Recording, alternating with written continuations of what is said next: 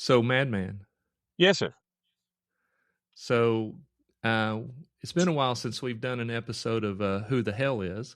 Yeah. And I reached out to you and said, hey, let's do one of these. And you suggested we do one for.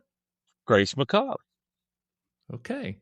Well, I think that is a fabulous idea. And I don't know why we've not done one on Grace Macabre sooner. Because, as you know, and we've dropped this a few times here and there on various episodes and other interviews with other podcasts. There would be no Nevermore Hollows without Grace Macabre. Right. And Grace, I love the story arc. I love when I first heard it. I like, the origin. I like how it started and then how she's developed. It is, it's a great, hero's arc. From the beginning of her being, timid and all this happening to her, and then at the end, she's a badass, and, I've always, in my head, I've always, I'm visual. I see movies in my head. I see cartoons. She'd be an awesome cartoon. Mm-hmm. And, but it's kind of like, the Billie Jean thing in my head, that she's very, kind of mousy. And then, and all of a sudden it's just like, montage badass. She comes out and then she's ready to, she's got the team together and it's time to go deal with these whatevers and take them down.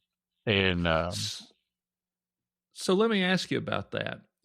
This was the third book I'd ever written, and I, published two, right. and one was a spy novel, and one was kind of a quasi. It was short stories, but it was kind of real life, almost nonfiction. It was in a gray area of fiction and nonfiction. Right. And then, I decided, my love is horror. Let's write this story. And what I wanted, it was anti-Twilight, because you go in, we've said this before, you go into the bookstore and you go to the young adult and there's 1,000 series, 10,000 titles of the girl who loves the demon, the girl who loves the vampire, the girl who loves the monster, the girl who loves the ghost. And I thought, that story's been done to death, and it grazed the line between good and evil, in my opinion. Right? It's another one of those problems with modern society where we don't have heroes. Exactly. And you even look at the superhero films, and all of these superheroes are to some degree tainted, instead of being that what Superman used to be, that image of, yes. of doing good no matter what. And, and, some people can argue that these characters aren't as watered down heroically, but they're all tainted and watered down. So I was thinking, okay, I want to write a story that is anti-Twilight, and I want the girl to be challenged. I do want a growth arc, and I do want her to realize certain things, like when we first meet Grace, she's this, like you said, she's timid. She doesn't really know who she is. She knows more than most girls, because she likes the fact that she likes punk rock. She likes the fact that, she doesn't want to dress up like all these girls and act like these girls, but yet there's a part of her that does, and we all have that. Yeah. She wants to be included, And she's conflicted, because those first few times that she goes into the girls' bathroom and early in the story, and she's looking in the mirror, and she's happy that she's not a diva, but she's also sad that she's a plain Jane, or in her mind, a plain Jane. Right. Well, that's because she's got this Hollywood media idea of what beauty is supposed to be, instead of just, accepting that, no, most men and most boys, boys will fall for it, but most men they just want a woman whose beauty is real within, real without. Right. So we find that she gets she gets hooked up with Ari and the Runaways, Mm-hmm. and Ari has all that influence. Like he starts without saying it, with Neffy being in the picture, he's literally using Neffy, if you've picked up on it, Yep. because he has Neffy with him at certain pivotal points in the story to make Grace feel like, oh no, I got to be this gorgeous, beautiful woman, right? Yeah. And so she starts changing because she falls in love with Ari, and of course Right. he's got the gift of gab, and he spins everything, Yeah. and so he puts her in a situation to where he teaches her free will. And that's one of my favorite scenes, is when he takes her to the field, Yeah. and he says, what do you see? And it's a late autumn, everything's painted in red gold, and she sees this glorious field with butterflies and birds and the breeze, and she says, it's beautiful. And he Mm-hmm. goes, no, it's not. No, Right. it's not. And he gives her a different picture, and Yeah. she falls for it. She falls Right. for it. So she's got this beautiful heart, and he starts her down the road of tainting it. Mm-hmm. So at the end, where I was with all this being said, I wanted to write a story where not only does she fall for it and does she go down that path, but there's a moment where she realizes she's been duped. And Yeah. then, since this is the whole theme of this book is free will and what do you do with it, she has to make a decision when she realizes. And how many times in life, even you and I, as middle-aged men, we've Yep. been faced with many times of going, okay, I know that what I'm this decision before me, if I take the wrong path, Yep. it'll be easier for me, at least in the short time. If I take the right path, which is the righteous path, it may be harder, but in the end, it pays off. Yep. And I'll be honest with you, there have been times I've made the wrong decision. Oh, me too. And of course, that I always have to go the long way around. No matter what every lesson I've ever learned in my life is the hard way. Um, and but you have this you know the, that she's being deceived and she's being changed, but there's this underlying thing of family, Yes.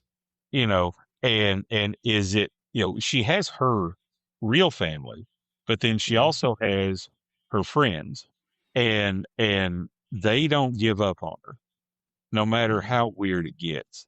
And this, like I said, in my mind, we're both Gen Xers, in the 80s had awesome movies. This is an 80s movie in Yeah. my head that, um, she gets to see what the glamour is, the glitz, that these people, they have their own nightclub. They have this, they have that. They, look at what they can do. Look at all these things. Wherever they want to go, they have huge houses. It doesn't matter. And then you get down to the point of, well, these aren't the people that she thought they were. Mm-hmm. And so what is she going to do? And Mm-hmm. then again, it's the hero's journey of okay, now what are you going to decide? You're going to decide the cool, lush, lavish, you side that ain't quite right, or are you going to side with your friends and your family? Yeah. So, and it's small.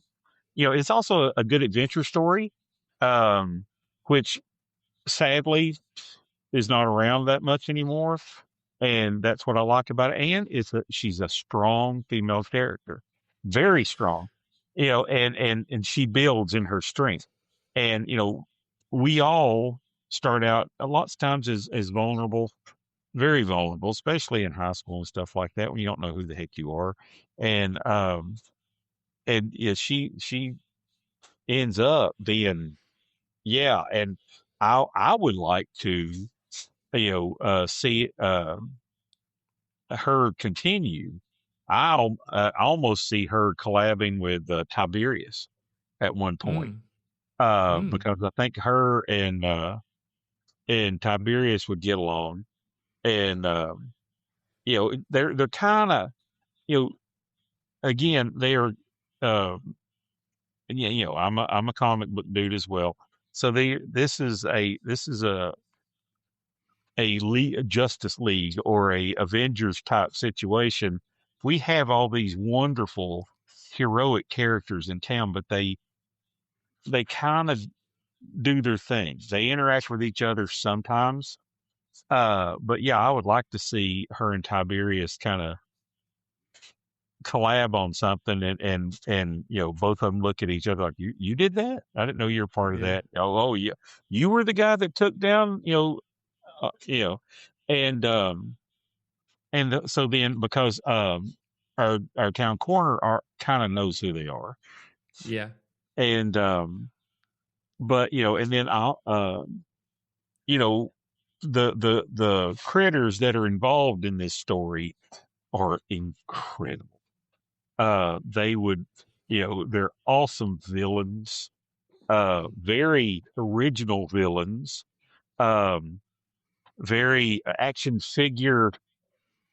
They lend it, yeah, again, how I think in my head, uh, um, you give great description as to when they fully develop into what they are, um, is very, very cool. And I like, your solution to how to take them out. Is I love that too, um, mhm, because it involves, all these little side characters come together, and Grace is the Luke Skywalker, yeah, but more like the Princess Leia, really, of the, right. and she ends up being the one that takes charge. Here's what we're going to do, and So let you me know, ask you about that though, because one of the things I struggled with is you see in modern movies, and you and we've talked about this before. We love strong female characters. oh We yeah, do. yeah, yeah, Like in 1977, when at 10 years old, when 9 years old, and I see Princess Leia and she's yeah, holding her own, right? yeah, That was a rarity back then, and I was like, wow, she's pretty and she's strong and she's kick butt, but she wasn't a Mary Sue where she could kick all the dudes' butts. right, right, She right. couldn't. She would never be able to take down Chewbacca, right? But she's going to stand up to Chewbacca, Yeah, right? she kowtowed him. Somebody Yeah, get this walking carpet out of my way. And right. that, and same way with Sigourney Weaver and Alien. Yeah, She was. I don't. I like characters. I like heroes that come into their own, where they have yeah, their job that they have to do, and they don't want to do it, but there ain't nobody there to do it, so they're going to get yeah. it done. Right. And I like that. So with that, I didn't want to make her girl boss, and I didn't Right. want to make her Mary Sue, where every challenge was super easy. Well, when she fights the crawling man, we she's already defeated the crawling man, and that was, you know, you could argue that it was a fairly easy battle for her, but you know where I was going with it is her real battle is not the external battle with the monsters or even the runaways. The real battle is inside. What Yeah. path do I choose? So that's where she spent the bulk of her time in Uh in huh. in war. So I'll ask you this: were we able to successfully not make her a girl boss at this point? No, I don't think she's a girl boss. I think, she becomes heroic because her friends say, "Hey, you're the only one who can do this. We need you." And for people to say to tell you that they need you, that's a Yeah, big deal. yeah, And no, I don't think she's girl boss at all. Girl boss is, get out of my way. I know what I'm doing. She don't know what she's doing. They figure it out on the fly, and hmm, it's because it's a collaboration. There's prophetic dreams. There's this. There's that. There's also, uh, so many side characters, but defeating the crawling man was another step in the hero's journey. Yes. Can I do this? Well, it needs to be done because he's hurting people. So Yeah. yeah, I have to do it. Then she did it. So now she's got that under her belt. So Yeah. it's like, okay, you're building this confidence to take down and the hard part, again, she was in love with this guy. Yeah. And then this guy is not what she thinks he is. And now he's revealed himself to be something else, something other. And and now she's like, oh, well, now I've got to deal. Now I've got Yeah. to do because nobody else can. Um, so And no, no, that's a powerful part of the story too, because we've all been there, whether we're male or female. We've right, been in right, a right. relationship where suddenly the mask is off, and you realize this is not who I Mm-hmm. thought it was. Right. Right. This is just So on a monstrous scale. You know, right. So good. I'm glad that we were not able to make her a girl boss or so Mary Sue, and I'm glad that she's got a good arc. So let's as we're building her out, I'll give y'all some insight. And again, I've dropped these nuggets here and there but usually it's on another podcast where we're being interviewed.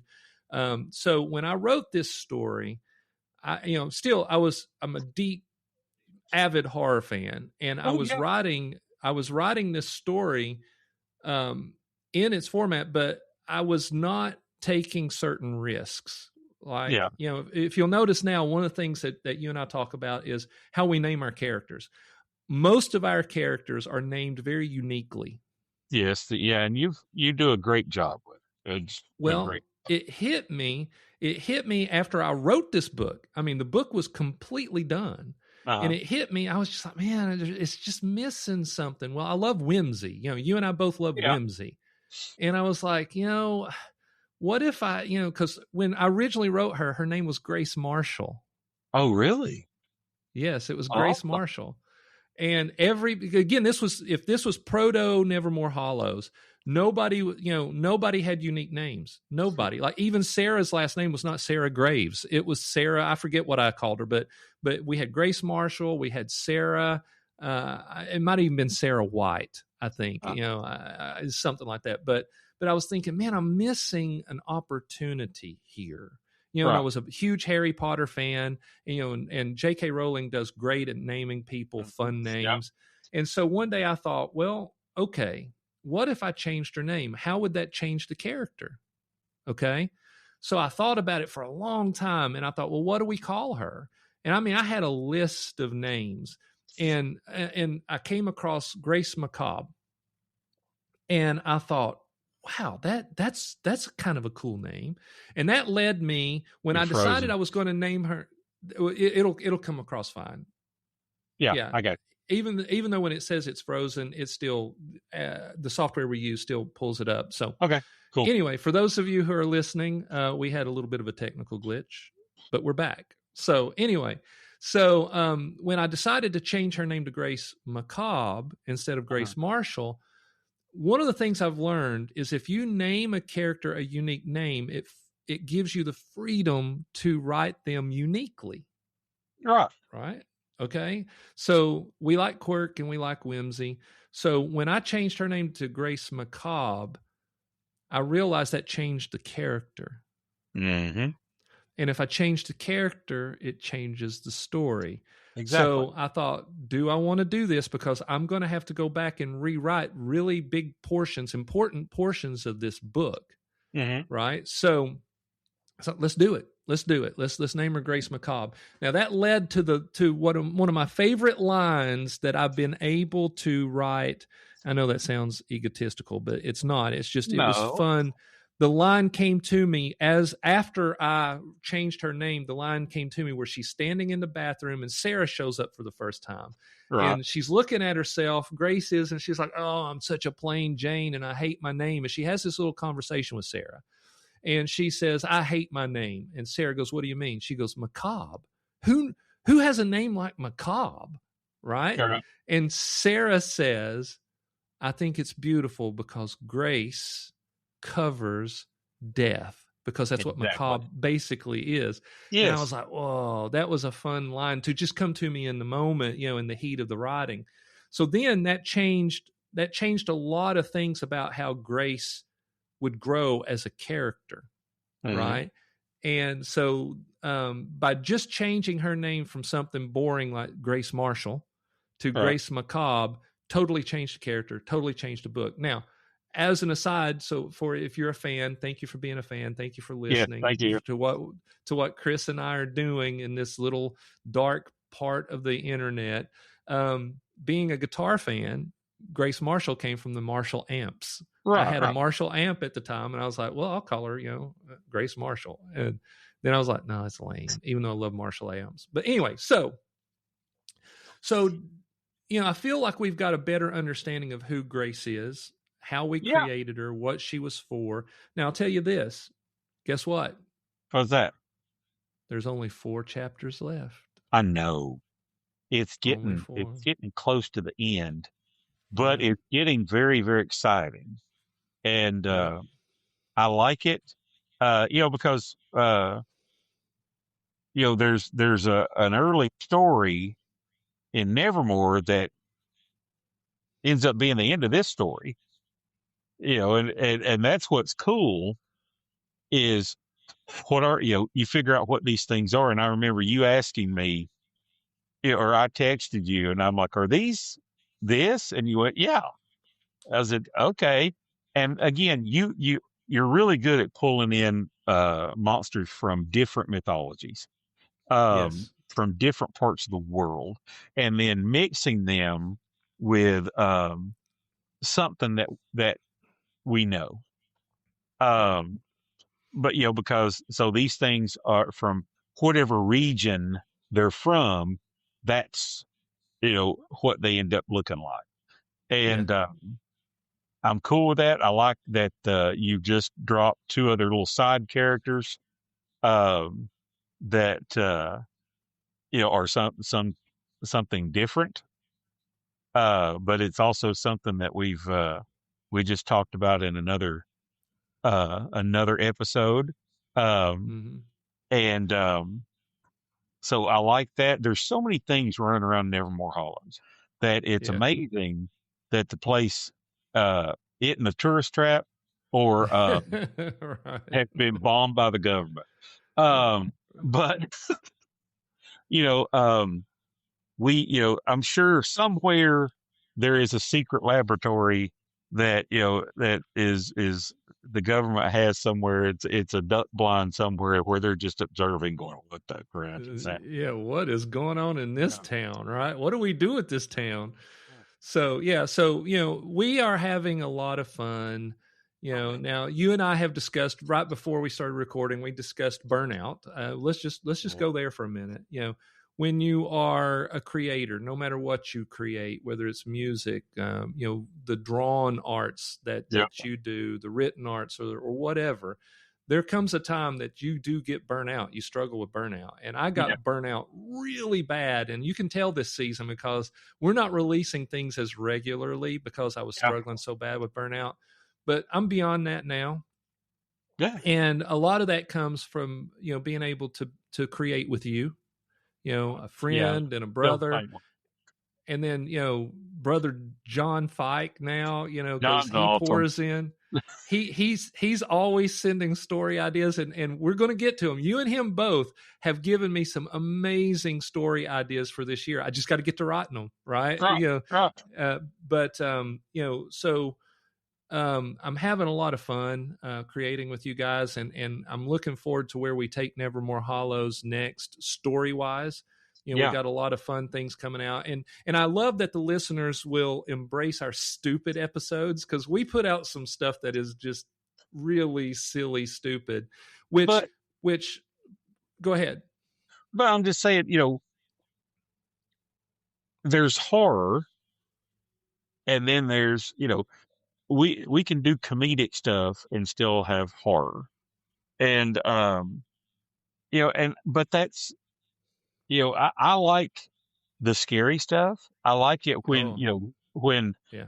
you do a story and I'm like, ooh, wow, you know, Pigs is one of my favorite that is creepy and has so many different levels in it that I love. But then the funny stuff, you know, I think is awesome too, and it's kind of it's a very nice balance, I think, um, because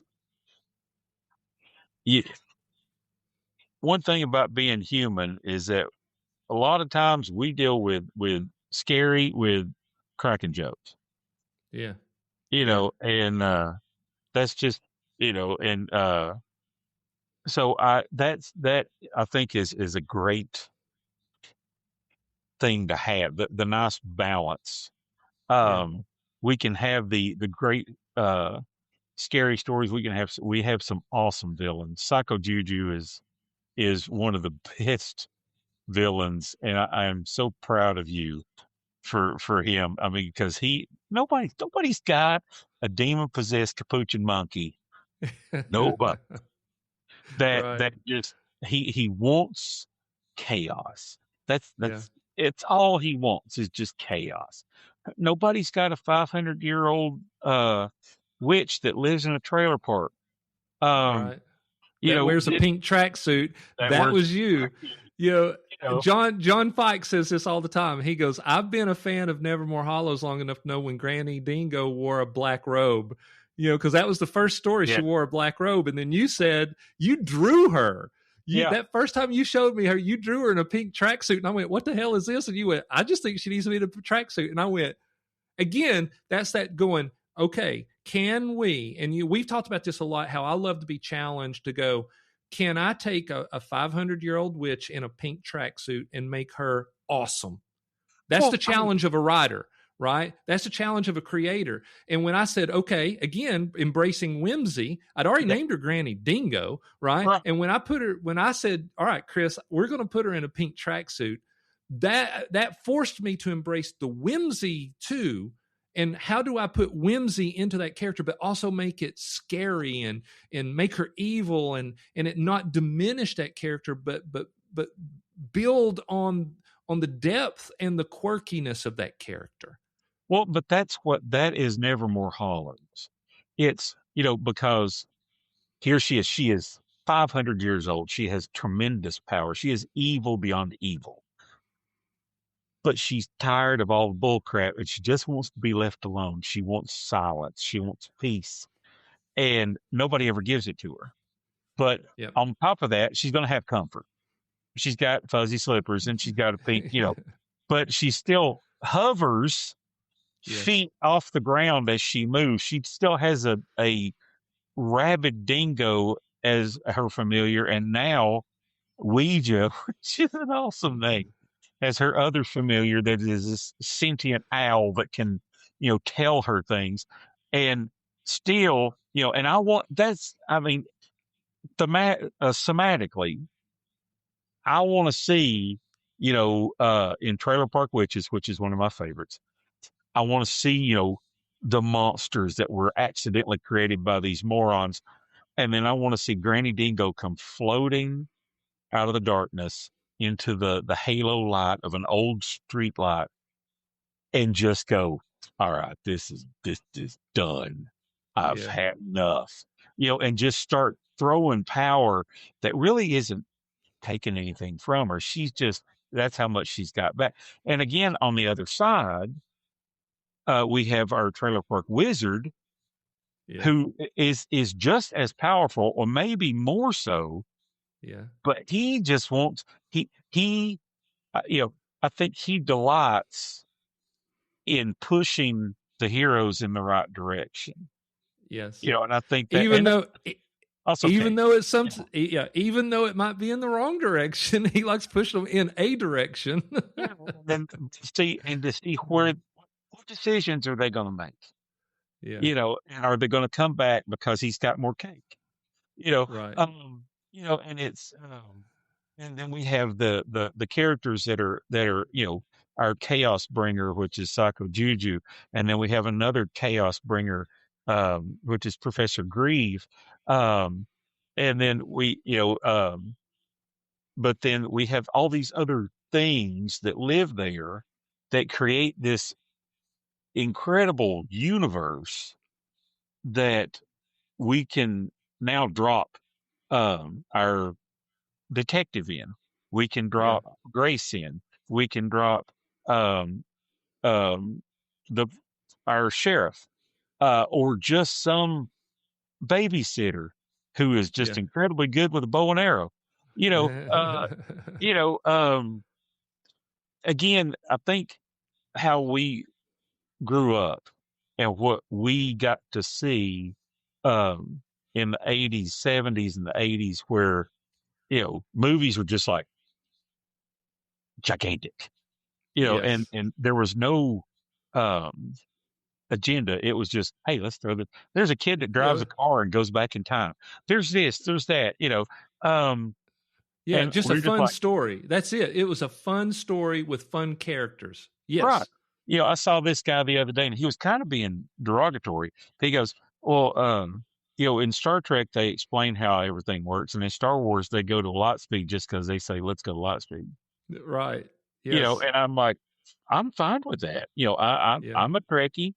I love it, but I'm also a massive Star Wars fan, and I Me just too. like the Yeah. fact that you say, okay, we got this, we got a tiny little clown car that all the like 100 clowns get out of, and let's see what happens, and they're all cheerleaders, you know, Yeah. uh, or and it's just like, okay, let's take this ride and see where it goes.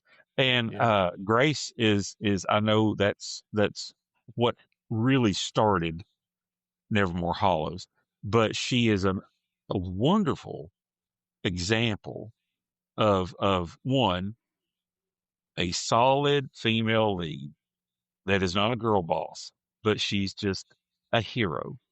Yeah. Um, and so, and she has a job to do, and she's got to get it done. And then afterwards, of course, there's a lot of Scooby Doo in there. Yeah. There's a lot of, You and I are both huge Scooby Doo oh fans, yeah, man. Yeah. there's a lot of this and that.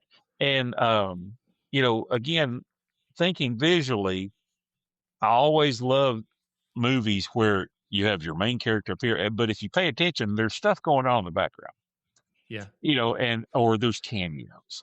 And, when eventually the Nevermore Hollows movie comes out, and it's going to someday, um, there's going to be character cameos that if you're a fan, you're going to go, holy crap, that's Yeah. Seven The Flash, Easter eggs. you know, Yeah. The Easter um, eggs. you know, or, So go ahead. Finish that no, thought. no, no, I'm done. Yeah. It faded. Well, So I'm good. no, you're good. You're good. So this is a good place to wrap it up because, Yeah. like you just said, you just basically said, she started the universe. Yes. So she's probably, she may not be my most favorite character. She may not be the funnest character, but she's literally the most important character in this universe. Exactly. And it all started because I wanted to tell a story. Now, I didn't have a daughter at the time, right? I do now. And Yep. I'll tell you what, it's so funny. And I have tried for years to get my daughter to let me take some pictures in cosplay of Grace Macabre, because when I was here's the little synchronicities of life. Okay. Yep. When I was writing Grace Macabre, I had this idea in my mind of what she looked like. My daughter looks like Grace Macabre. Well, there you go. So, and she won't do it. She won't let me take a picture of her. I thought it would be great, to even just black out her face, just have her in shadow, but have her in some sort of outfit, and use her as this is Grace Macabre. But anyway, so Grace Macabre is the most important character in the universe because she started the universe.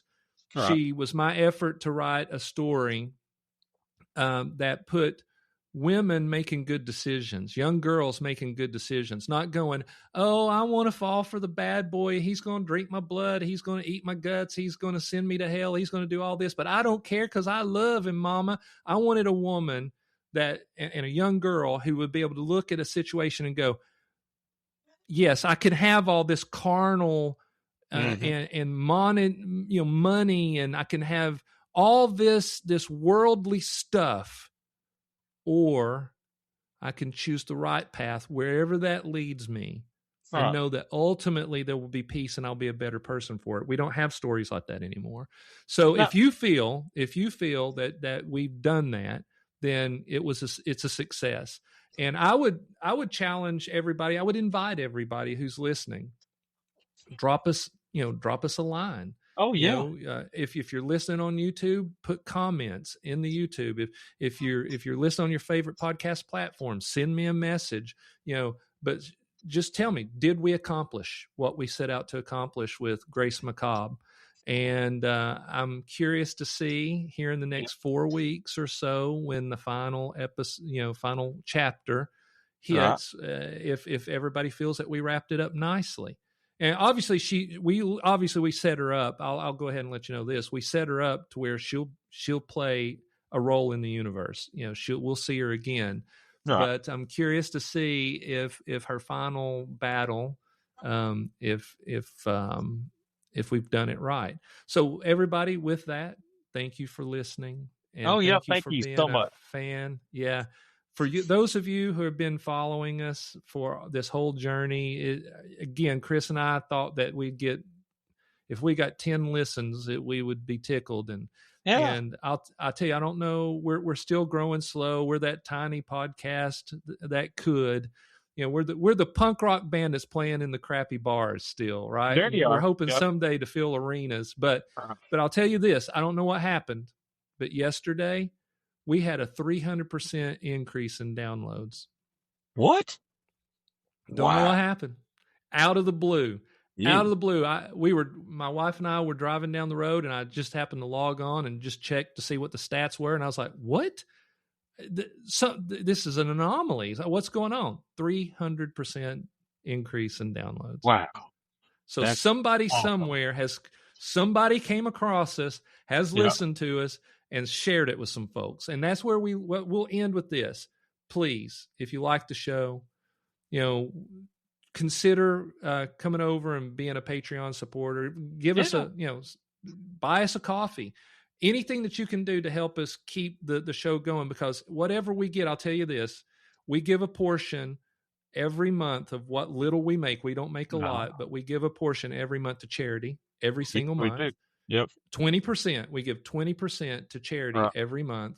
And then the rest we use to send us places, like when we have to go to Ada or a convention or something like that. We use that money to help us get there. So we appreciate any support that you're willing to give us. But the best support right now, the best thing that you can do is send this episode, send this show to people people you don't know, people you like, people you hate. Your mother-in-law you hate, or your mother-in-law you love her, send it to her, whatever. But also, right now, we need more comments. We need more comments, whatever, on Spotify, Apple, YouTube, wherever. Just leave us a comment. Leave us 5 stars. Don't leave us 1 star. Leave us 5 stars. Anyway, if you like us, tell us if you don't like us. We want to hear what you think. But the people who do, it's very humbling. And we appreciate it.